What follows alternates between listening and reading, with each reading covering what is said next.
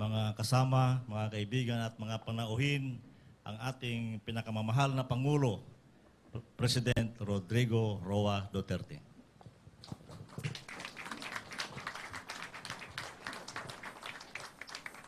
Kindly sit now. Thank you.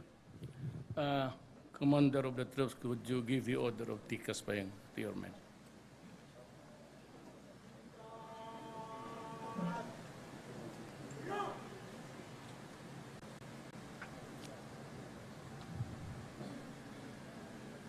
Defense Secretary Delfin Lorenzana, Secretary Pauline Jean Ubial of the Department of Health, the National Security Advisor Hermogenes Esperon, the Presidential Advisor for Military Affairs Lieutenant General Arthur Tabaquero, the PSG Group Commander General Lovi Dagoy, awardees of the anniversary today of the Presidential Security Group, the officers and enlisted personnel, civilian employees of the PSG, mga kababayan ko.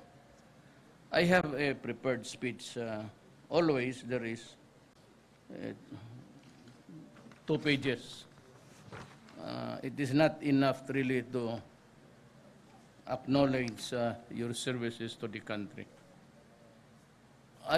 Your life is no less important than mine. Pareho-pareho lang tayo. And your role in this government is pareho-pareho lang, not less important also mine. And we value our lives, but there's always the possibility na halat naman tayo, either one way or the other, we face danger. And death is always looms in the horizon. You know, there is always a time to live and a time to die. How do you die? It's God's call, di atin. You may get to live until your retirement days, or I may die early. As a matter of fact, wala namang kalbo sa pamilya namin, pero I began to lose my hair at the back. Ang laki na ng patch dito. Tinignan ko yung mga kapatid ko, pinsan ko, wala sila. We all have the...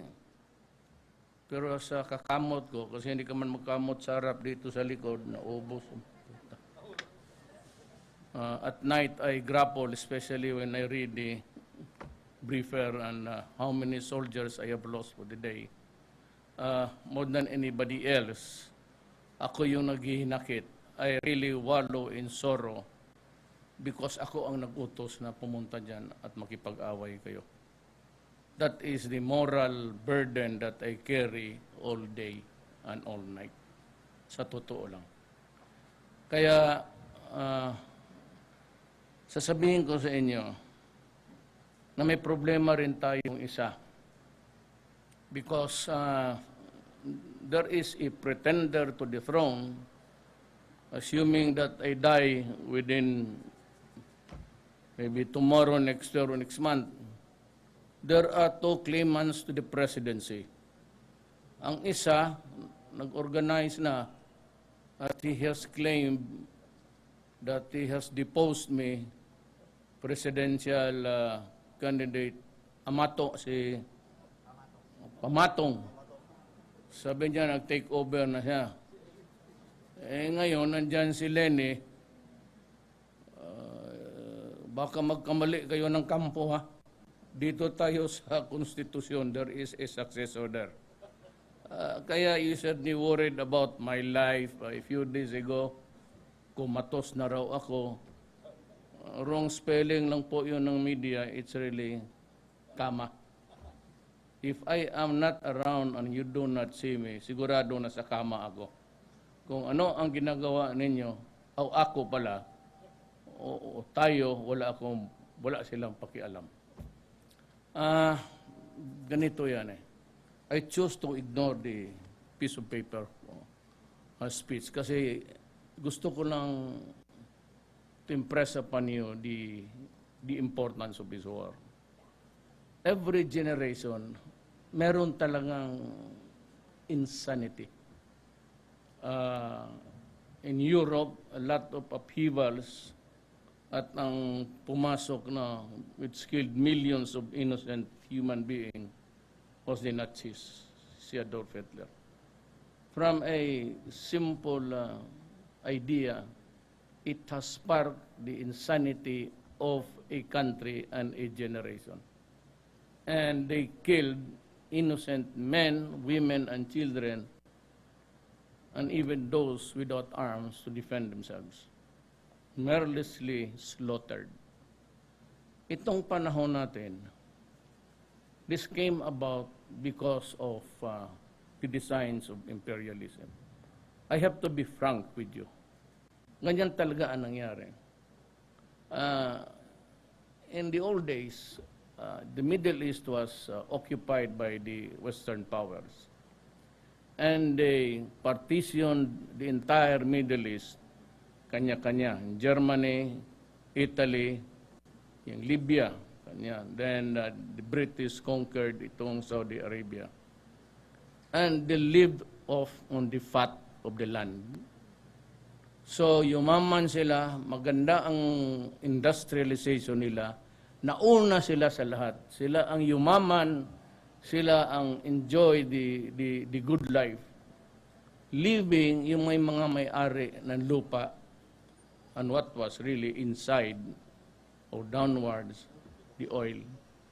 Dito sa atin, we were conquered by the Spaniards for 400 years and we were occupied by the Americans for 50 years.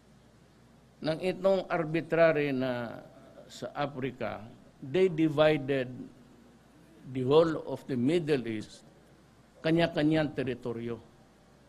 So they continued to exploit the countries, enslave actually the mga leaders na foisted by them, not by the people, and tried to introduce the Western yung election parliament.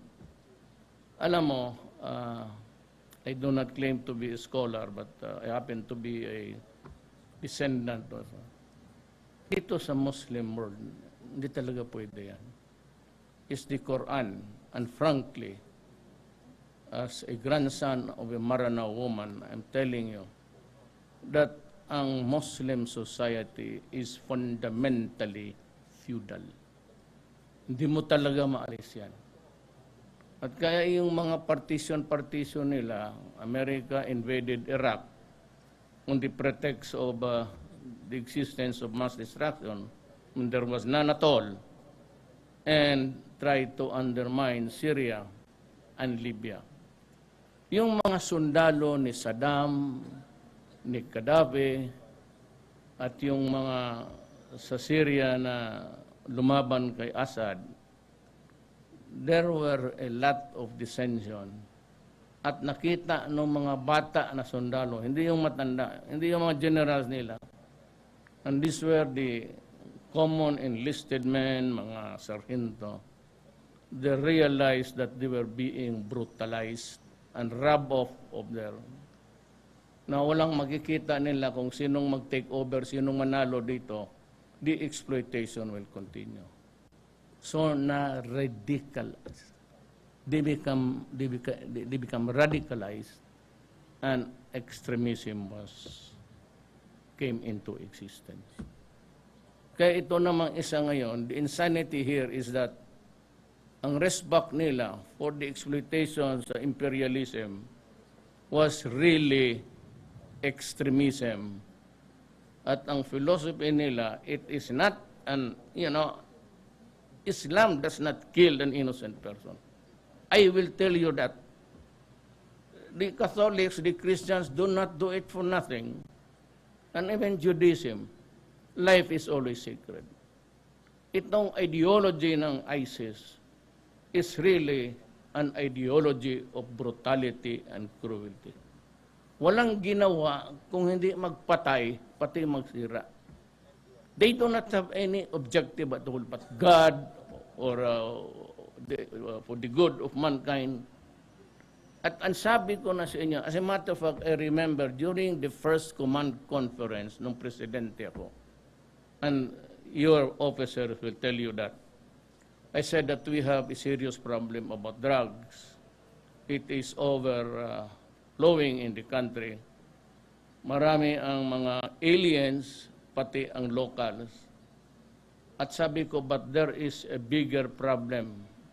And I think that because of the mass production of Cebu, in many parts of Mindanao, be it in Davao del Norte, Cotabato, Cagayan, Baldon, sabi ko, hindi na ito for konsumo. Kaya konsumo lang, ang tao, he can only sniff too much. Ito, it was really funding. And that is why hard hit was the Visayas. I had an occasion to say it in public that it was the Iloilo who was the bedrock of. Kasi doon dinadaan eh. Then it spread to the Visayas. That involved the mayors and the gangsters. And may kaso pa sila ngayon, hanggang ngayon. But let me tell you frankly, I will not allow, even at the risk of losing the presidency, I will not allow any soldier or policeman to go to prison for destroying the drug industry in this country. Sabi ko na noon, nung mayor ako, huwag mong sirain ang bayan ko kasi papatayin kita. When I became president, I said, huwag mong sirain ang Pilipinas o ang mga anak namin. Putang ina ninyo, papatayin ko talaga kayo. Magprangkahan na lang tayo dyan. At gagawin ko talaga yan. Yung ayaw talagang huminto, ay anak ng talagang hihiritan ko kayo. And for those who are facing charges, they can be very sure that they will walk out free men. Wala ang problema. Basta dyan. Terrorism. But they are not members of the Geneva Convention. They are just plain bandits, gangsters. And what they really want is just to kill. And if you want to destroy us, we will also destroy you. We cannot be just sitting on our ass and looking at our countrymen being massacred, be it the Moro of Mindanao or the Christian. Hindi tayo papayag ng gano'n. Kasi those sufferings really include the Moro, the Maranao, and the Christians there. And if we allow that conflagration to spill out, that's the danger. They can go to Lanao del Norte. I am referring to the extremists. I am not calling them Moro. Magpunta sila sa Zamboanga because there are Moro everywhere. And they contaminate, and we will have, I said, a fire in Mindanao. That is why I declared in anticipation, because I cannot do it on the last minute. Yung mga hindi ka nakatikim ng responsibilidad na gano'n, they just think that you would limit it there. And how about those who has escaped? Hapsilon is said to be bruited as somewhere, and he sets up again an organization and burns the town, burns the city. Kaya ina-anticipate ko na yun, pati yung palabas nila sa Mindanao. If they begin to congregate somewhere else, and if we, the intelligence people, would say to me na there's a group there brewing, then I will maybe declare a suspension of the writ of habeas corpus. So that kaya ko na lang, without declaring martial law, pick up na lang ako ng pick up. Kasi ganun talaga. It's a very sad thing. It's almost arbitrary. There is no warrant needed, warrant of arrest or search warrant, I'll just simply pick you up. And my orders to you is that if he carries a gun, he's not a soldier, he's not a policeman, just kill him. That is my order, because they will kill us. Wala silang patawad na Geneva Convention na gaya ng NPA Mabuti pa itong redeeming factor itong minsan mga NPA. Kaya POW pa ang tawag nila. Ang galing. Ilang beses na ako umakyat kayong taga Mindanao. How many times did I go to the mountains to talk to them? But they make sense sometimes. Sometimes only. Hindi sa lahat ng panahon. Pero ito wala. Kaya yun ang buhay niya. As long as there is no indication of surrender or raising of the hands, huwag na yung buhay niyan kasi they will fight another day. My order is, if you destroy my country, I will destroy you. Be it drugs or terrorism. Otherwise, inotel ako ng pulis. Pag hindi ko kaya, mag-resign na lang ako. Ibigay ko na lang kay Pamatong. Kasi baka kaya niya. Baka, I don't know how he would do it, but baka barilin siya ni Robredo. Walang may gusto na pumatay ng tao. Ako naman, I am not really, sabihin mo na anghel pero I would not hesitate to destroy a life that threatens the youth of the land. Gawain mong gago lahat. You flood this country with drugs and we produce a nation of inutil. Sino pang magsundalo? Sino pang maging gobernador? Puro katok. And then you'll just weaken the country. And by the time, at the end of the day, that this country collapses, who gets the blame? Ako, kayo. Wala tayong ginawa. Bali sabihin nila, Duterte killer, lahat ng mga killer, sino bang hindi? When you are threatened, that is self-preservation. And yan yung constitution na sige sila, daldal ng constitution. That's nothing to me actually. Tayo, ikaw, we were sworn into the armed forces, me to the presidency, by simply saying that, in not so many words, that I will preserve and defend the Filipino people. Period. Wala na yung ano pang sabihin, martial law. That is the long and short of our duty. Wala na yung papel-papel. Any crisis, I do not give me that piece of paper. It doesn't mean anything to me at all. Mas mabuti ang let us be very clear on this. Sabi ko, I will not. You just go ahead and do your whatever is ordered. I will see you through and assure you, you will be a free man. We will face charges. Minsan, massacre. Alam mo yung bala, lusot na lusot yan. Isang putok ng, isang squeeze ng Armalite, the bursts about 3, 4. Keep on pressing it, it can kill everybody behind. Yung mga disgrasya na hindi na sinasadya. Do not hesitate to get just because there are civilians. It is the duty of the civilians to flee or seek cover.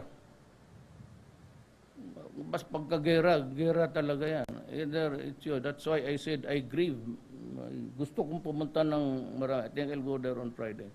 It's about too late in the day to be hesitating to go there. I will go there and hindi ko walang swerte.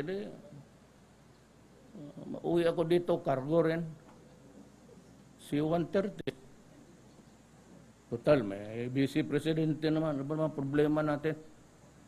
But you know, I cannot just sit on my ass dyan sa opisina ko na hirap yung tao doon. And for the many weeks that you did not see me, alam ninyo na pumupunta ako ng brigade, ng kampo lahat, pinuntahan ko, almost all divisions. I just wanted to make sure that the morale of the troops are high. And this I will assure you.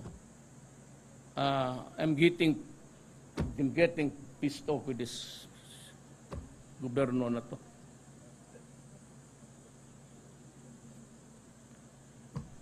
Alam mo, presidente ako about 3 months. Kasama ko si General Esperon, pati si Cynthia Lorenzana. Pumunta ako ng AFP. Taka ako, walang MRI, mayroong CT scan na luma. Rather and then, because just was beside me, budget secretary. So I said, meron ba tayong pera? I gave 500 million rather that night. Saka lahat ng kampo, binisita ko, generator, CT scan. Binigay ko na kaagad, 30 million sa Cagayan, CT scan. Would you believe it? Hanggang ngayon, hindi pa nabili. Kaya you prepare a backstop there. Linyahin natin yan sila dyan. Firing squad natin. Putang ina. You know, I've been insisting on this barrack thing because it's a high pressure chamber. The one that itong mga divers that they use when they suffer the bends. Ilagay ka dyan, it can arrest gangrene. Yung mga sundalo na hindi na-extricate ng 2-3 araw, gangrene sets in. But with the timely intervention of the new technology equipment, nakukuha pa. Ang problema kung maputol kasi paa o kamay. It's gangrene that is the kalaban na dyan kung hindi ko patay. Hanggang ngayon wala. Kaya sabi ko kay Secretary Ubial, I want it 60 days. I want it 60 days. Pati yung hospital ninyo by December. You will get all the equipment, lahat. Sa Hulo, may bago na, and I would like to mention Ramon Ang. He also donated many of the equipments. I think he's going to give an MRI. Ako ang magbigay ng CT scan. Ang Cagayan ninyo, kompleto na. I left 30 million plus 17. Sabi ko, I want, alam mo kasi itong putang. Pag natalo sa bidding, magdemanda ang walang hiya. May bidding na, may protesta na naman ngayon. Kaya sabi ko yung, patayin mo na yung nagprotesta para tapos na. Tapos kung sino yung kubita dyan, kanya na siya magbayad kung paano niya patayin. Sabi ko, kasi ang style nito, ganito, itong mga walang hiya na ito. Pag natalo yan, marami kasing pagador. Pag matalo siya, mag-file ng kaso injunction. So the courts will stop it. So hindi matuloy kasi may kaso kay overprice. If there is a bidding, and ang may kuha nakita nila, it's approved, or nothing is wrong there, I do not want COA to find out a fault 1 year after. Do not do that. Sasabihin ko na sa COA ngayon, huwag ninyong gagawin yan. Masyadong pahirapan na yan. At saka for the courts, especially, I would like to address myself to the Court of Appeals, to the Court of lahat ng Korte. Do not make it a habit to issue injunctions, lalo na yung mga proyekto ng gobyerno. Magkagulo tayo dyan. Why? Bihin ko dito sa mga tao ko Executive Department, huwag kayong maniwala dyan, putang inang yan. Let's say. Yan ang nakaka-ano dyan eh. If there is a bidding and it is good, everybody is present, tapos pag-award na, mag-file ng kaso. Ito naman mga judges, mga ulol, bibigay ng TRO, ay judge, masipa kita sa opisina mo. Totoo lang. Do not do that because that would promote corruption. Alam mo bakit? Kung sabi niya, sige, withdraw ko yung kaso ko, bigyan mo ako konti. No, it's being done. Hindi ako, I've been 23 years mayor, 4 terms, for 1 term congressman. Maging vice mayor. Alam ko itong gobyerno na, kaya dyan ako galit. Especially yung mga TRO, walang ano yan except to delay. Tapos yung equipment, hindi madala. So pardon me for taking much of your time. I ask the group, si group na let's have a subdued, no music, no nothing, because in deference so mga kasama natin na sa gobyerno, lalo na mga kasama ninyo, na itong araw na ito, mayroon rin mamamatay. Let us just celebrate it quietly while the war is going on, because it's not good to be merrymaking in face of sadness, lalo na sa mga pamilya na yun. But let me assure you, yung sabi ko na there will be a 50 million trust fund for you na makukuha ninyo, matutuloy yun. 50 billion trust fund. Meron na sana ako nakuha na 20. Pinagyayabang ko na kanila, sabi ko may 20 na ako. Ayaw ko lang sabihin kung anong transaction. Payag na si Dominguez. O sige. Sabi ko, okay na ako dyan. Bayad. Nangyari ito ngayon sa ano. So the fund might be compromised. But anyway, do not worry. I still have, in the fullness of God's time, kung buhayin niya ako, pero kung mahulog yung aeroplano ko, wala. Balik tayo sa square one. But you will have in my time, yung pangako ko sa inyo. Tsaka lahat kailangan ninyo. Lahat ng equipment, lahat ng medisina, lahat. Pati pwede kayong magdala ng asawa pag ibang asawa pag sa ibang pwede kayong magbaon. Ibang asawa okay lang. O walang kaso. All forgiven. Huwag mo lang paanakan. Mahirap yan. I'm just joking. Titignan mo media, atakihin na naman ako niyan. Bakit? Masama ba magdalawa ng asawa? Maski sabihin mo hindi, magdalawang asawa matalo. Ito, mabuang isas. Ako pa. Anyway, let's share your grief this afternoon. I'm very sorry that this has to happen. I do not like it, but I had to because that is my constitutional duty. I would be violating the law if I allow this country to go to the dog. I know that you are suffering also.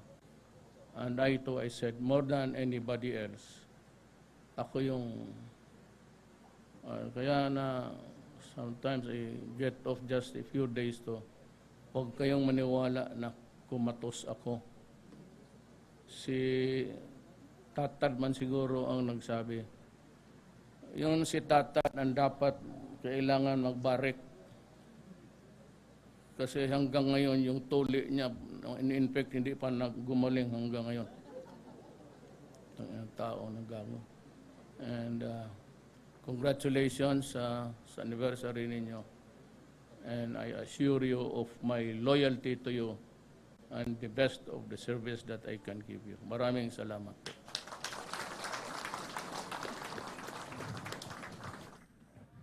Thank you, sir.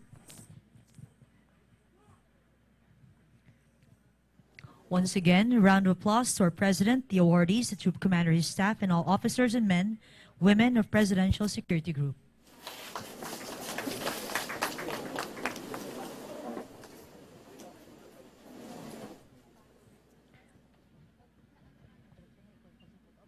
We now proceed with photo opportunity with the President. For the first batch, please prepare. PSG Command Group 1.